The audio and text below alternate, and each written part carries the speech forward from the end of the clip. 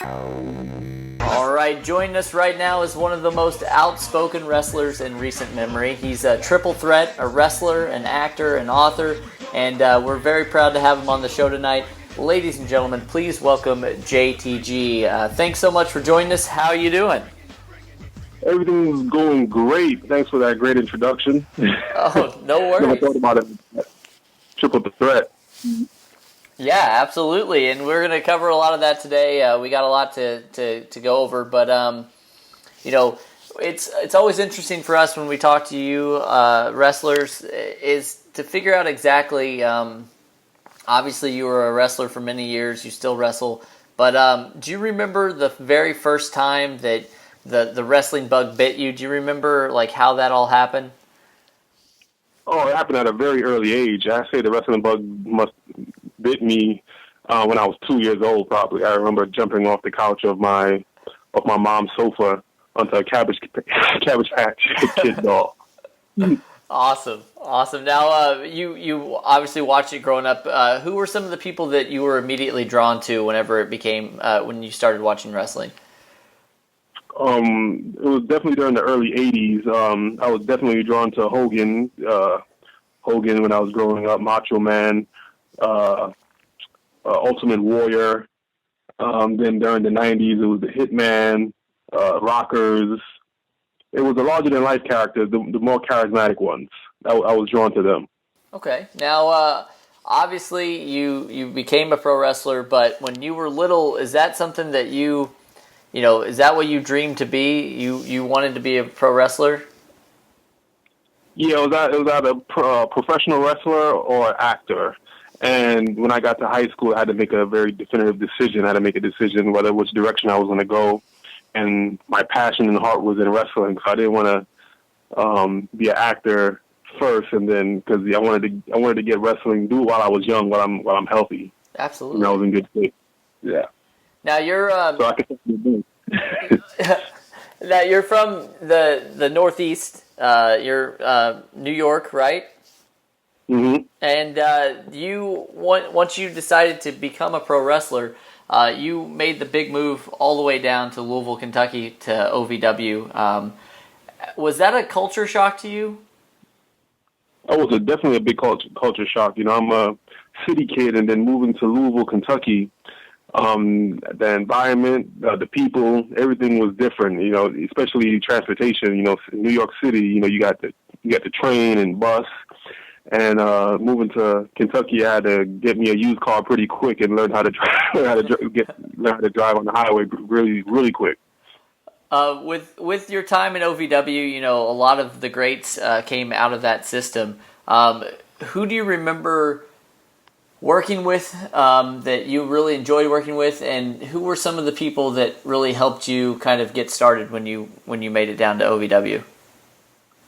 Who helped me out a lot, who took me under their wing was Elijah Burke. You guys remember Elijah Burke? Yep. He's down in TNA as the Pope. Armando Estrada, I talk about him a lot in both my books. Took me under his wing. And who I enjoyed working with. I worked with CM Punk. That was fun. The Spirit Squad members. I worked with a lot of talent that made it to WWE that was in OVW. Deuce and Domino, they were fun to work with. The Hearts, worked with Harry and what was the one with all the cats? What's his name? Tyson. Yeah, I worked with him. He was a unique character, but yeah, I enjoyed working with him. Yeah. Now, obviously, I don't want to say it all happened. I don't want to trivialize it. I'm sure for you it seemed like a really long time, but you really made this happen quickly. You went from OVW straight to the WWE fairly quickly. Was that also another big culture shock to you? You're going from the developmental system in OVW all the way up to the biggest company in the entire world. What was that like for you? What was that transition like for you?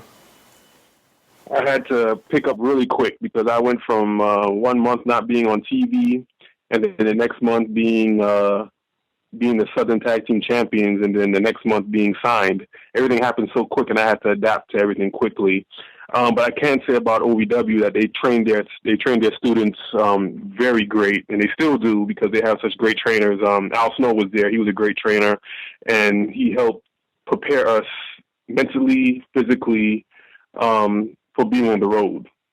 And also, before Al Snow, before I got called up to WWE, I was trained by Rip Rogers, who was a tremendous trainer. I believe anybody who wants to get into the business, they need to go through with Rip Rogers' training course, and he's still down in OVW. He's the man. He will teach you the psychology, and he will definitely, if he believes in you, will definitely give you the confidence, because he definitely boosted my confidence when he pulled me to the side and gave me a lot of good tips that I still use today when I'm in the ring.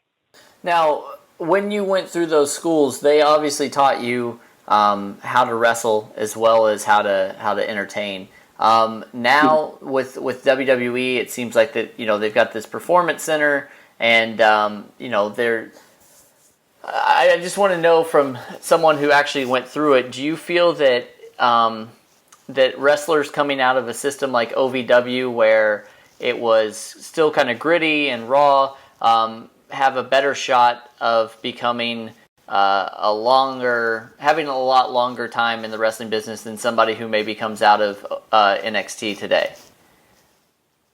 I'm not 100% sure on that, because I haven't been watching the product, and I don't know all the talent that comes out of the Performance Center down in Orlando. But I can say that the talent that has come out of OVW, they were well-rounded. They were, look at the talent that came out of there: Brock Lesnar, Randy Orton, Shelton Benjamin. We had some great superstars that walked out of the doors of OVW. So I can't really speak too much on the Performance Center. But yeah, OVW, the stars, they're still there to this day. Yeah, absolutely.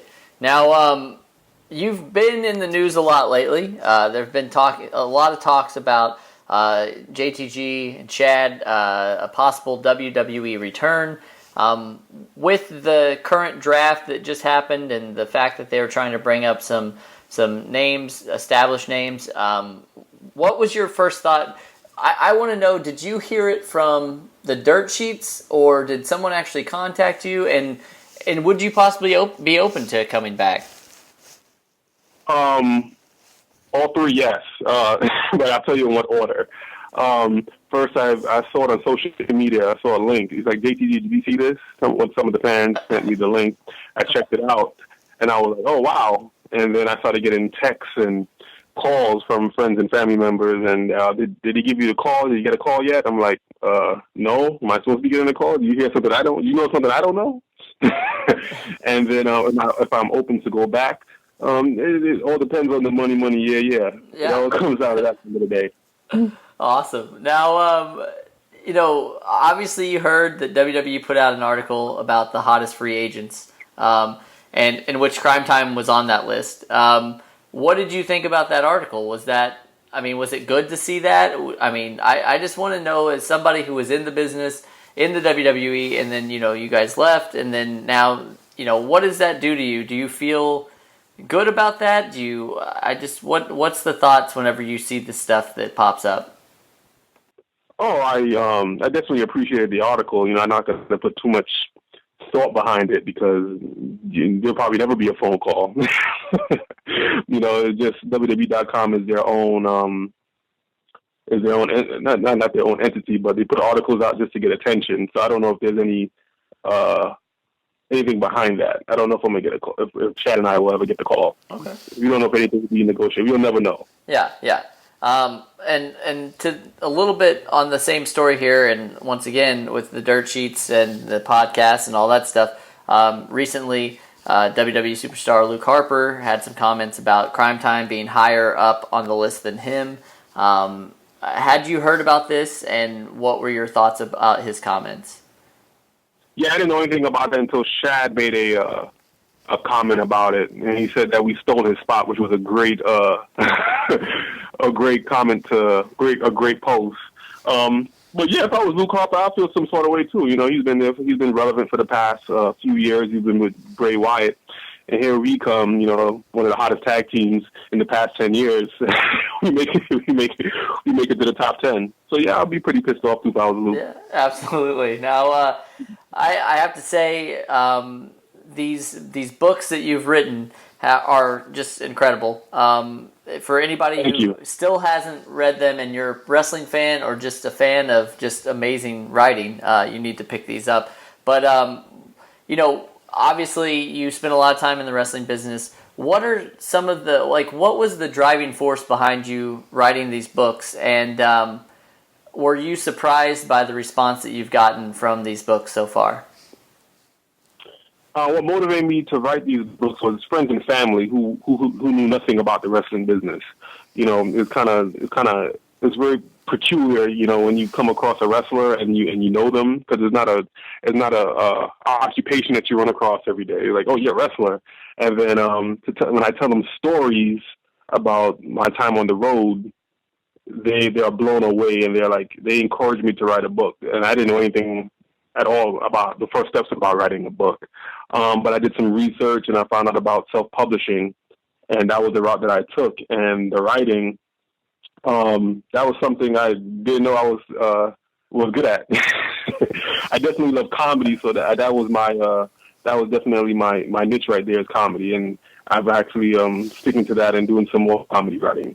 Awesome. Now, were you nervous at all about writing this book and the fact that the possibility that people would get angry with you or anything, or did you just want to get it out there?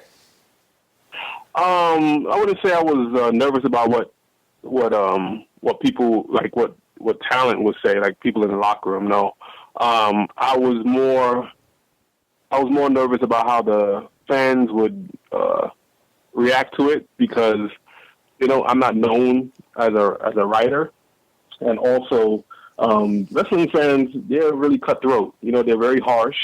Yes. They don't hold nothing back. And to please them, you better be able to put something out there that's good. And I'm glad that I was able to do that. I knew I wrote something good. I was pretty confident about it, but still, wrestling fans are very cutthroat. Absolutely. So I'm glad I got what was great. Now, I think I cut you off before you got to answer this, but were you, you just mentioned it, that wrestling fans seem to take to it very well, but were you shocked by just how many people commented on it and were excited about, what you wrote and everything? Were you surprised that many people cared about something that you put out there? I was definitely shocked. I've heard some terms like JTG's book is a cult classic. I've heard that, seen that several times on social media. Like the amount of praise that why did I write this book has gotten, and that what encouraged me to write a second book. And the second book got great reviews too. So it's like, I'm just mind blown by the responses that I've got. The audio book is doing great. The physical book is doing great, and I'm gonna try to keep up and kind of follow back up. Well, that was my next question, and obviously coming on the heels of these two amazing books, are you planning on writing more books, and not necessarily just about wrestling? Is there anything else that you'd like to tackle, any subject that you'd like to write a book about? Right now I'm in the midst of writing a comedy play. I want to do that right now. Right now, my passion right now is in I don't want to do a script that's so typical, but I want to do a play. Okay. A movie. I'm not a script. I mean a movie script. I want to do a play. Okay. Now, speaking of your book, you're going to be kind of all over here very shortly, but on the day of SummerSlam, across from the Barclays Center, you'll be doing a very special book signing at McMahon's NY. What can you kind of tell us about this appearance? This appearance, I'll be doing a live interview, and I'll also be doing a book signing afterwards for about 2 hours. And I'm just gonna have fun. Might do a little Q&A, have some fun with the fans. The book, the autograph book, is $15 and $5 with a picture with me. So altogether $20. You get autograph book and a picture with JTG, and Q&A. Let's have some fun. Come and see JTG. I'm right across from the Barclays Center. If you're going to SummerSlam, come check your boy out. Okay. Now you're also going to take part in a kind of whirlwind tour with our friend over at ESS Promotions, Eric Sims. You on August 26th and 27th, you're going to be in ECPW Wrestling in Queens. On the 27th, you're going to split your time amongst Pro Wrestling World in Allentown, PA, the Wrestling Universe in Queens, and CTW in Sayreville, New Jersey. Now, whenever you go out on all these things, what's kind of the thing you look most forward to whenever you're out on the road? Is it the wrestling? Is it seeing old friends? Is it the fans? What kind of gets you going on these trips? What gets me going is definitely the fans and getting on that mic and having some fun. You know, wrestling is fun too, but I never know who my opponents is half the time until I get there. Mm-hmm. But definitely I look forward to the fans, and when I get on the mic and getting that reaction, it's like an adrenaline rush, and like a drug, you get addicted to it. Well, you've met a lot of wrestling fans over the course of your time, and you mentioned that a lot of them are cutthroat and that they expect a lot. Do you remember any funny or uncomfortable fan meetings that you've had, like whether it be in OVW or WWE? I mean, obviously, as a wrestling fan myself, I've been in a lot of signings and a lot of event lines, and I've seen some very ridiculous things. So, is there anything you can tell us about something that happened to you with as far as fan meetings go? Right off the top of my head, I had this real nervous fan. He knocked on my door. I don't know how he got my room number, but it was him and his buddy, and he was just shaking. He was like, "Oh my gosh, it's JTG! I can't believe this is your room." I'm like, "How did you get my?" He's like, "No, never mind. I just wanted to sign his autograph and send him on his way." But it was like real scary. Like, how did he get my room number? But the guy, I don't think he was a threat, because he was. Of course, he was. I saw that he was shaking. He was very nervous. I don't think he was gonna do me any harm or try to do any harm. Absolutely. Now, you did spend some time wrestling on the indies prior to WWE, and now you're still very active on the wrestling scene. What are your thoughts on how independent wrestling is now versus when you were doing it? Do you think it's better now? Do you think obviously it feels like, and this is just from an outside perspective, it feels like there's more money being put into independent wrestling, there's more production value. Are you seeing that as well, or do you think it's kind of the same as when you were doing it to begin with? To be honest with you, before WWE, I didn't have any prior indie experience. Okay. I was just strictly OVW, mm-hmm. and we kept it was very low budget. We just had the ring, and when we were on the road, it was just a ring and probably a curtain separating us from the audience and the locker room. But at the Danny Davis Arena, we had, it looked like we went Danny went all out. But yeah, I'm not so far what I've seen on the indie circuit since I've left the WWE. There's been a lot of money put into production, and the budget's been pretty big. If you ask me, I've been enjoying these indie shows. It's not what I've seen on The Wrestler. Yeah, absolutely. Well, I'm glad you brought up The Wrestler. You're not only an author and a wrestler, but you are also an actor. What got you into acting, and what projects are you currently working on? Like I said, when I was in high school, I had to make a decision between acting and being a professional wrestler. That was one of my majors in high school, was acting, but I definitely love wrestling more, so that was the direction I went.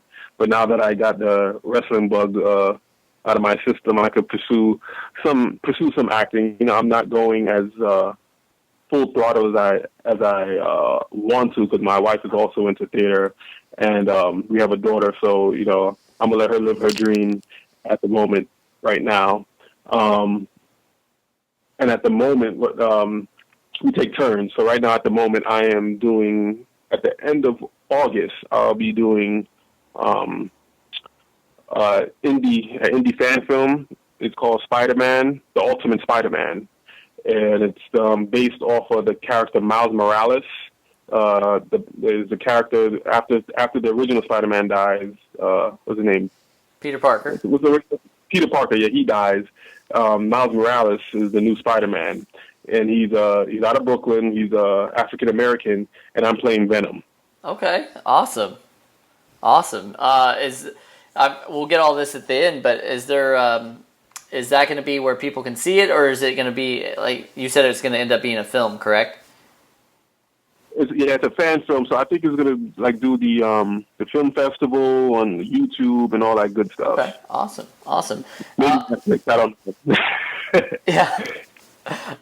Now, we're getting close to the end here. We know you're very busy. I don't know how familiar you are with what's been going on in the world of the UFC, but Conor McGregor, who's a very outspoken and brash UFC fighter, commented about the WWE locker room the other day and said that basically they were all pansies and that he doesn't like any of them or whatever. What did you see this, and what did you think about it if you did see it?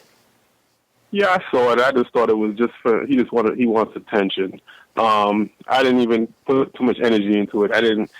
For you to make a comment like that and have never been in a WWE locker room is just ignorant, and you're just looking for attention. I'm not even going to reply to that. Absolutely. Yeah, no, I saw, it was funny because, like I said, everybody has opinion about anything these days. And so it was funny to see some of the people, wrestlers and people involved in wrestling comment back. And, I think I agree that he probably that's what he wanted. So, and CM Punk he'd been on a radio interview and he talked about how he thought that it was ridiculous that people were, commenting back to him. But, you spent a lot of time with CM Punk, and you said you enjoyed your time working with him.